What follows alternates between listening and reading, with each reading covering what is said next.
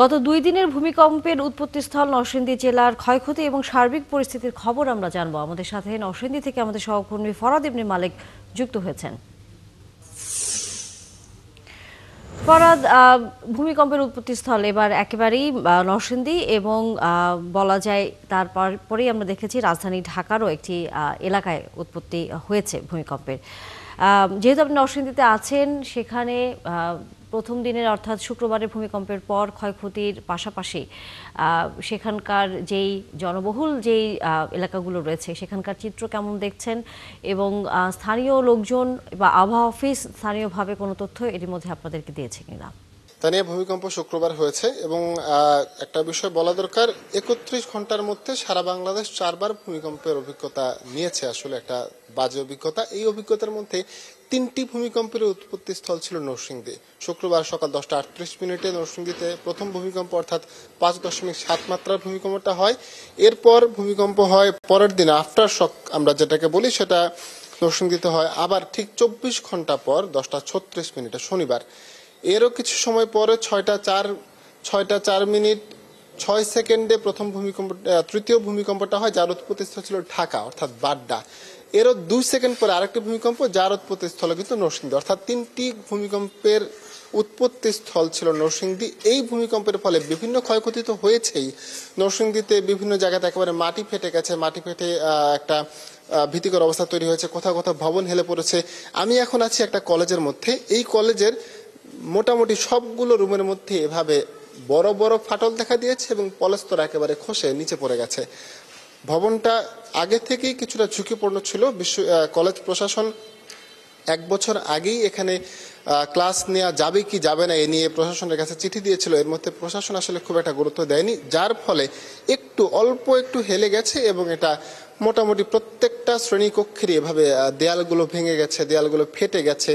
প্রত্যেকটা জায়গাতে যেখানে কলাম রয়েছে সেই কলামগুলো ফেটে গেছে। যেহেতু শুক্রবার ছিল, আমরা প্রশাসনের সাথে তাদের সাথে কথা বললাম, তারা বলছে শুক্রবার হওয়াতে শিক্ষার্থীদের আসলে খুব একটা সমস্যা হয়নি। যদি এখানে শিক্ষার্থীরা থাকতো তাহলে আরেকটা ভীতিকর পরিস্থিতি তৈরি হতো তাড়াহুড়ো করে নামতে গিয়ে।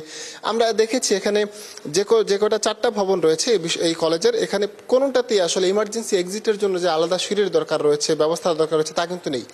বাংলাদেশের মোটামুটি বেশিরভাগ শিক্ষা প্রতিষ্ঠানে এই ধরনের অবস্থা, যেখানে কিন্তু ইমার্জেন্সি এক্সিটের ব্যবস্থা নেই। এইটা তো ব্যবস্থা নেই এবং এই ভবনটা 1972 সালে তৈরি করা, অর্থাৎ 50 বছরের বেশি সময় হয়ে গেছে, তো ঝুঁকিপূর্ণ থাকারই কথা। এছাড়া নরসিংদীতে এই ভূমিকম্পের আতঙ্ক, দৌড়াদৌড়ি, হুড়োহুড়ি বা কেউ আহত হওয়া সব মিলিয়ে 100 জনের বেশি আহত হয়। তারা হাসপাতালে বিভিন্ন ধরনের চিকিৎসা নিয়েছেন, চিকিৎসা নিয়ে তারা কিন্তু তাদের বাড়িতে পৌঁছেছেন, কেউ কেউ হাসপাতালে রয়েছেন। আবার ভূমিকম্পে 3 জন মারা যাওয়ার খবর আমরা পেয়েছিলাম, পরে প্রশাসন জেনেছে যেখানে আসলে 2 জন মারা গেছে।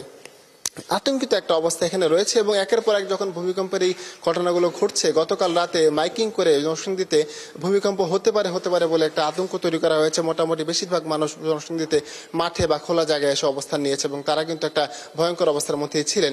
এখনো পর্যন্ত তাদের যে ভয় ভীতি যা রয়েছে তা কিন্তু এখনো কাটেনি। এই পরিস্থিতি একটা আছে এখানে। আমরা আশা করছি যে আরেকটু পরিস্থিতি স্বাভাবিক যদি হয় তাহলে এখানকার মানুষের আতঙ্ক কিছুটা কমবে। একটা বিষয় দেখাই যে এই কলেজটা যে রয়েছে, এখানে চারপাশে 4টি ভবন রয়েছে, অপর পাশে আরেকটা ভবন রয়েছে, সেটা নতুন ভবন। 2015 সালে এই ভবনটা তৈরি করা হয়েছে, কিন্তু 15 সালে তৈরি করা হলো ওই ভবনেও কিন্তু ফাটল দেখা দিয়েছে। এখানে অধ্যক্ষ আমাদেরকে জানিয়েছে যে ওই ভবনেও আসলে পাঠদান করানো যাবে কিনা, শিক্ষার্থীদেরকে আসলে বসানো যাবে কিনা সেটা নিয়েও তারা প্রশাসনের কাছে চিঠি দিয়েছেন এবং তারা জানতে চেয়েছেন প্রশাসন দ্রুত যদি ব্যবস্থা নেয় তাহলে তারা পরবর্তী পদক্ষেপ তারা নেবে, এবং যদি না হয় তাহলে এই যে খোলা মাঠ সেই মাঠে তাদেরকে চিকিৎসা নিতে হবে।